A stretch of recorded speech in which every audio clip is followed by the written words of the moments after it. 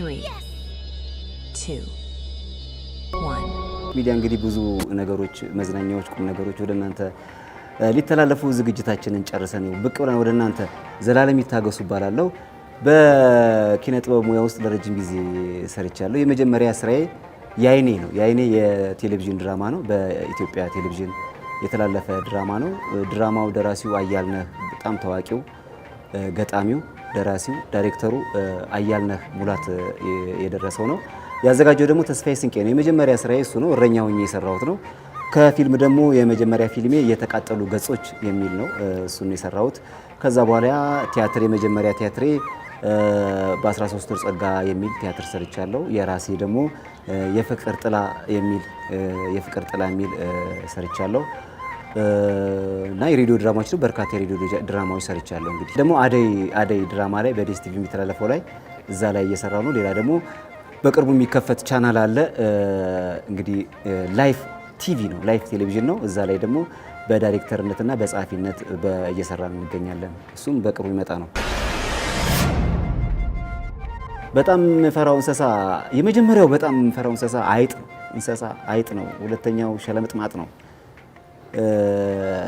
እና እነዚህ መሬት ውስጥ የሚርመሰመሱ ነገሮች በጣም እነሱን በጣም ፈራለሁ።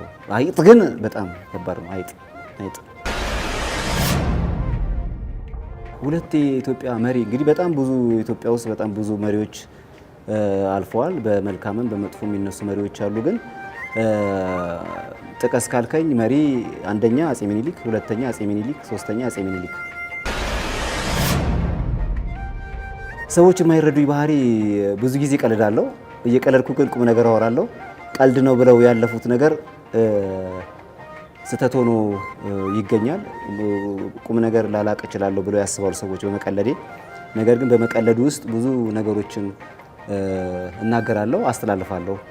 ይሄ ነው ቀልድ ብለው ያለፉ ሰዎች ደግሞ ስህተት ተሰርቶ ያገኙታል። ስለዚህ ለቀልድ ብዬ የሚመስላቸው ሰዎች በጨዋታዬ ውስጥ በቀልዴ ውስጥ ቁም ነገር እንዳለ እንዳትዘነጉ፣ እንዳትሸወዱ። ለትዳር ምርጥ ሴት ሀና ተገኘች። በቃ የባለቤቴ ማለት ነው። በቃ እሷ ነች። እሷ የሚስቶች ተምሳሌት ነች። ሚስት ስል ትዝ የሚለኝ እሷ ነች። ሚስት ማለት ምን ማለት ነው ሲባልም እሷን ነው የምጠቅሰው። ከእሷ ይማሩ። ከጥበብ ስራ ውጭ እንጀራ ብዬ ሰራሁት። በጣም የሚገርመው 2 ዓመት ካስት አጥቼ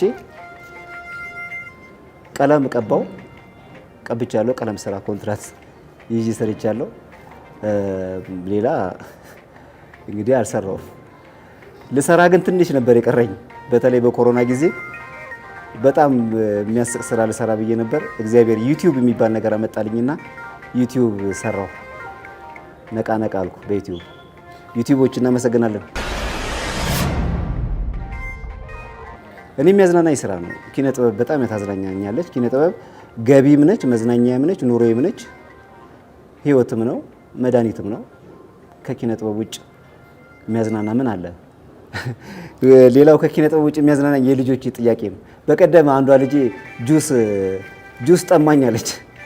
ጁስ ጠማኝ አይባልም አልኳትና ጁስ ናፈቀኝ፣ ጁስ እራበኝ፣ ጁስ አማረኝ ነው የሚባለው አልኳት። ናፈቀኝ ይላሉ ዘንድሮ ልጆች። አሁን ግን ምንድነው ጠማኝ ውሃ ነው የሚባለው፣ ጁስ ጠማኝ አይባልም። እንድሰሚ ጁስ ጠማኝ አይባልም። ድሮ ነው እኛ እንግዲህ ናፈቀን ነው የምንለው። በቅርቡ አንድ ስራ ራቁት የሚል ስራ አለ። ይሄ ራቁት ቆንጆ ኮሜዲ ስራ ነው።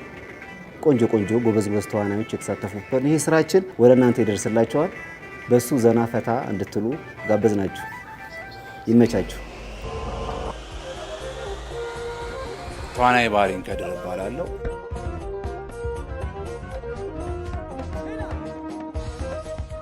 ሁሉንም ወዳቸዋለሁ። ምክንያቱም ያው ኢትዮጵያ እስከሆንክ ድረስ የራስህንም ባህል ሆነ የሌሎችንም ባህል ስትወድ ነው ያንተንም ባህል ሌሎቹ ሊወዱ እንደሚችሉት። ስለዚህ ሁሉንም ወዳቸዋለሁ። በተለይ ምለው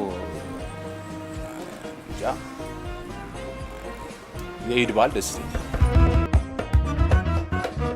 ሌባ ሰርቆኝ አይባልም። ያው የሆነ ጊዜ ላይ መኪና ውስጥ ስልክ ነበረች፣ መስታወቱን ሰብረው ያቺን ሞባይል ነው የሰረቁት። ከኪስ ሲሰርቅ ነው ሰረቀ የሚባለው ይመስለኛል። አልሰርቅም።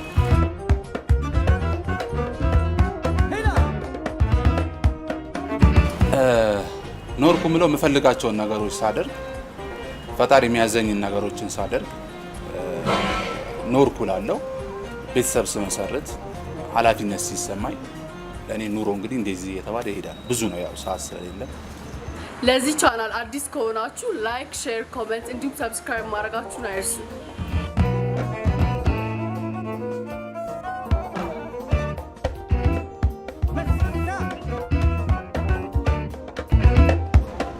ብዙ ጊዜ ያው ልጅ እያለሁ ትንሽ አስቸጋሪ ነበርኩ። ያው ፋሚሊ ያውቃል። እስከ 10 ምናምን ዓመቴ 7ኛ ስለነበርኩ ትንሽ አስቸጋሪ ነበርኩኝ። ትደባደባለህ እንደ ሰፈርህም ባይሆን የትኛውን ቦታ ላይ ልትጣላ ትችላለህ። አሁንም እጣላለሁ፣ ችግር የለብኝም ከደረሱብኝ ማለት ነው። ተመትቼም አውቃለሁ። የሆነ ጊዜ ላይ መቼም የማረሳው ሰፈር አካባቢ ወደ አውቶቢስ ተራ በእግር እየሄድን የድሮ ፍንዳቶች እንደሚባለው ስንት ይዛቸዋል በሚለው የሆነ ጊዜ መተውናል። እሱን አስታውሳለሁ።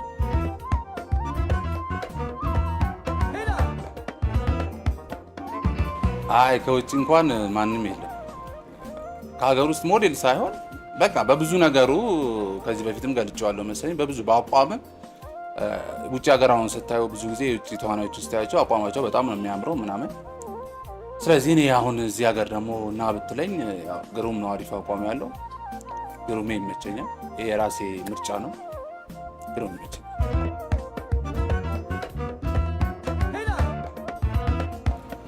እንዴት ነው መኖር? ለቤተሰቦቼ እኖራለሁ፣ ለልጆቼ እኖራለሁ። ለስንት ሰው ይኖራል? ለራሴም ስለ እኖራለሁ። ፈጣሪ ደግሞ እዚህ የፈጠረኝ እንድኖርለታል። ከሰውነቴም ጥያቄ ያለው ቁመቴን ወደዋለሁ፣ መልኬን ወደዋለሁ። ፈጣሪ ስለሰጠኝ ይመቸኛል።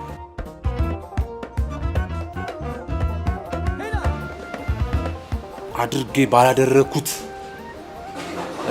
ብዙ ነው። ያው የሆነ ሰዓት ላይ የሆነ ነገር ሀፕን አድርጎ ነበረ። ያው ስሜታዊ የሆነ አንዳንዴ ከሰዎች ጋር ልትጣላ ትችላለህ። ያኔ ተጣልቼ ለተወሰነ ቀን የታሰርኩባት ነገር ባላደረኩት እላለሁ።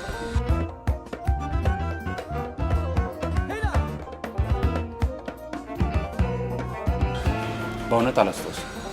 አሁን አይመጣልኝም። ወይ ተዘጋጅቼ ሌላ ጊዜ በደንብ ዘፍንላቸዋለሁ ብዬ አስባለሁ።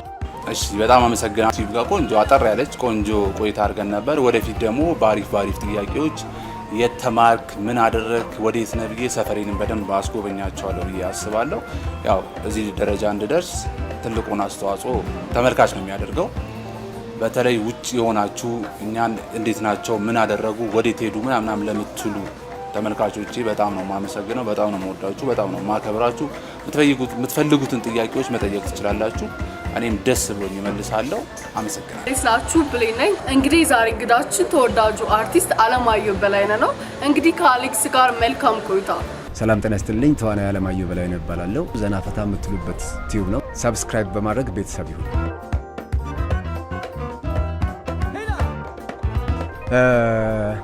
ለስራም ስለሚጠቅመኝ ሳይሆን ስለምወደውም ሳይሆን የተፈጥሮ ጉዳይ ነው።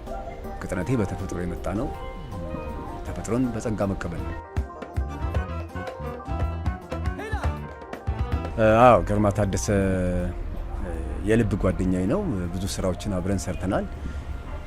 ግርማ በጣም የሚያዝናና በጣም ደስ የሚል ሰው ነው። በስራዎቻችን ላይም በጣም እየሳቅን እየተዝናናን ነው የምንሰራውና ግርማ ከአዲስ አበባ ከወጣ በኋላ ግሩፓችንን ለተወሰነ ጊዜ ተበታትኗል። ተመልሶ መጥቶ አብረን እንደምንሰራ ተስፋ አድርጋለሁ።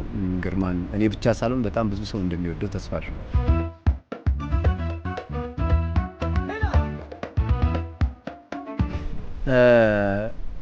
እሱ ምንድነው ከነ ፍጹም አስፋው ጋር የሄድነው በውሃ ወለድ በሽታን ለመከላከልና አዌርነስ ለመስጠት በተለያዩ ክፍላት ሀገሮች እንዞራለን። ውሃን እንዴት አጣርተው መጠጣት እንዳለባቸው ሮድ ሾው በሚባል ቲያትር እያሳየን ማስተማር ነውና ብዙ ሀገራቶችን አብረን ዞረናል። በጣም ብዙ ነገሮችን አድርገናልና ያንን ቱር አርሰው በጣም ደስ የሚል ቱር ነበር።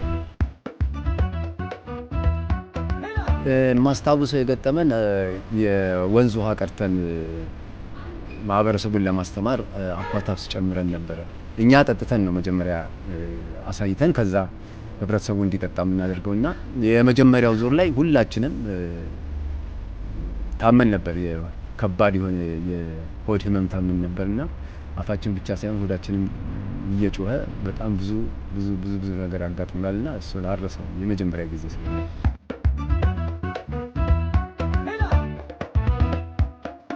ከቴዲ ተስፋዬ ጋር እንግዲህ በጣም ብዙ የቪዲዮ ክሊፖች ሰርተናል። ትልልቆች ከሚባሉት የሙዚቃ ባለሙያዎች ጋር አብረን ሰርተናል። ባልሳሳት ወደ 250 የሚሆኑ የቪዲዮ ክሊፖችን ከቴዎድሮስ ተስፋዬ ጋር ሰርቻለሁ። ቲያትር ሰርቻለሁ፣ ፊልም ሰርቻለሁ። ብዙ ነገሮችን የተማርኩት ቴዎድሮስ ተስፋዬ ጋር ነው ማለት ይችላል። ከፊልምና ከቲያትር ነው ቀድሜ የጀመርኩት። የመጨረሻው ኃጢአት የሚል ከነጻነት ወርቅነህ ጋር የሰራ ነው ቲያትር ነበረ። ከዛ በፊት ደግሞ ክቡር ዶክተር ተስፋዬ አበበ ጋር እንደዚሁ ሆቴል ላይ ከነ ጭራቀረሽ ከነ ሲራክ ጋር የሰራ ነው የስቴጅ ቲያትር ነበርና እንደውም እሱ ይመስለኛል የመጀመሪያው ቲያትር። ለዚህ ቻናል አዲስ ከሆናችሁ ላይክ፣ ሼር፣ ኮሜንት፣ ሰብስክራይብ ማድረጋችሁን አይርሱ።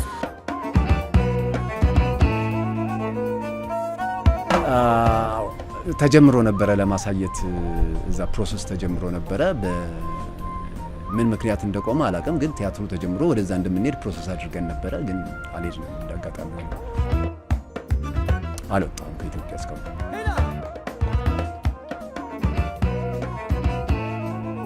አስመላሽን እንግዲህ ወንጪ ነው የሰራ ነው እና ወንጪ የማይረሳ ትዝታ ነው ያለን። አስመላሽ የሚባለው ፊልም እንደውም ማስታወዛው እዛ ወንጪ ላይ ለተደረገው ወይም ለተፈጠረው ነገር ነው እና ምንድነው እሱ በጣም ቁልቁለት ነበረ የምንወርደው እና ክሩ እንዳለ ቁልቁለት ዳገቱን ነው እየወረድን ያለ ነው። ከዛ በኋላ ቁልቁለቱን ወርደን እየወደቅን እየተነሳን አመድ ለብሰን ምናምን ታች ከደረስን በኋላ ፊልሙን ሰርተን ከጨረስን አልጨረስነውም። እንደውም መሀል አካባቢ ፍየሎች አረድን እንብላ ምናምን ተብሎና ከዛ በኋላ ፍየሉ ከታረደ በኋላ ተሻለ ወርቁ ሐሞት ሰርቶልን የፍየል ጥሬ ስጋ እንብላ ተባለ እና በሐሞት በልተው የማያውቁ ሰዎች ተው፣ የፍየል ስጋ ነው በራሱ በጣም ከባድ ነው፣ እንደገና ሐሞት ተቀላቅሎበት ችግር አለው እየተባለ ከክሩ አንዱ ካልበላው ብሎ ሞከረ። ልምድ ከሌለ ተው ስንለው እምቢ ብሎ በላ እንደ ማንኛውም ሰው። ከዛ በኋላ ፊልሙን ጨርሰን ስንመለስ ግማሹ በጀልባ ማቋረጥ ጀመረ። ግማሾቻችን አይደለም ሁለት ልጆች በእግራችን እንመለስ ብለን ወደ ላይ ተመለስን በመጣንበት። ሌሎቹ በጀልባ ወደ 16 የሚሆኑ ሰዎች በጀልባ ማቋረጥ ጀመሩ። ከነዛ ውስጥ አንዱ ቅድም እንደነገርኳችሁ የፍየል ስጋውን በሐሞት የበላ ነውና ሐይቁ መሃል ላይ ነፍስ ውጪ ነፍስ ግቢ መጣ። በቃ መናገር አልፈለገም። ክሮቹ ሴት አሉ፣ ብዙ ነገሮች አሉ። እንዴት ይበለው? በቃ ወደ ታች ይገፋዋል። ጀልባው ከአቅሙ በላይ ነው የጫነው። በቃ ለመገልበጥ ምንም አልቀራቸውም። በቃ ነፍስ ውጪ ነፍስ ግቢ ሲሆን መጨረሻ ላይ ሱሪውን ፈቶ ያው ውሃው ላይ የሚሆነው ሆነ እና ከዛ በኋላ ሁልጊዜ ረም እንለዋለን እኛ እንደ ማስታወሻ ረም እያልን እንቀልድበት ነበርና ይሄ በጣም የማይረሳኝ ገጠመኝ ነው። የማይረሳኝ ገጠመኝ። አዎ አዲስ ገበያ ጥምቀት ካቴድራል ቅዱስ እግዚአብሔር አብ አዲስ ገበያ ነው የሚያርፈው። ከዛ ከአዲስ ገበያ አርፎ ከተነሳ በኋላ ዞሮ ሲመጣ ደግሞ እኛ በር ላይ ነው የሚያርፈው እና ያው እንደምታውቁት ጥምቀት ላይ ብዙ ወጣቶች ታቦት በመሸኘት በማስተባበር ኃላፊነታቸውን ይወጣሉ። ከነዛ ውስጥ አንዱ ነኝና በተለይ እኛ ሰፈር ውስጥ ግንባር ቀደም አስተባባሪው እኔ ነኝ ለካቴድራል ቅዱስ እግዚአብሔር ቤተክርስቲያን።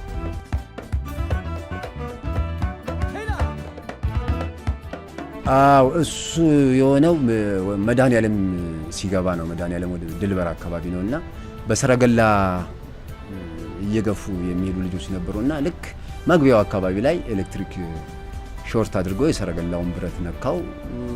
እዛ አሳዛኝ ነገር ተፈጠረ። ልጆቹ እዛው ህይወታቸው አለፈ እና የማይረሳ በጣም መጥፎ ገጠመኝ ነው። ደግሞ እንዲህም ተወራ ጭራሽ አስቤው አላውቅም። የማግባት እቅዱም ፕሮግራሙም የለኝም። አስቤው አላውቅም። ስላላገኘው ሳይሆን ፕሮግራም ያስፈልጋል ብዬ ስለማስብ ሁሉን ነገር በእቅድና በፕሮግራም ስለምመራ የራሱ የሆነ ጊዜ እስኪመጣ እየጠበቅኩ ነው። ኧረ እኔ ኳስ ተጫዋች አላውቅም። በዚህ ሰውነት ኳስ ተጫዋች ምን ልሆን ነው? ታክል አላውቅ፣ ሄዲንግ አላውቅ። እንደውም ኳስ ከላይ ሲመጣ ቴስታ ለመምታት በጣም ነው የምፈራው። ላይ የሚደፍቀኝ ነው የሚመስለኝ። ኳስ ተጫዋች አላውቅም።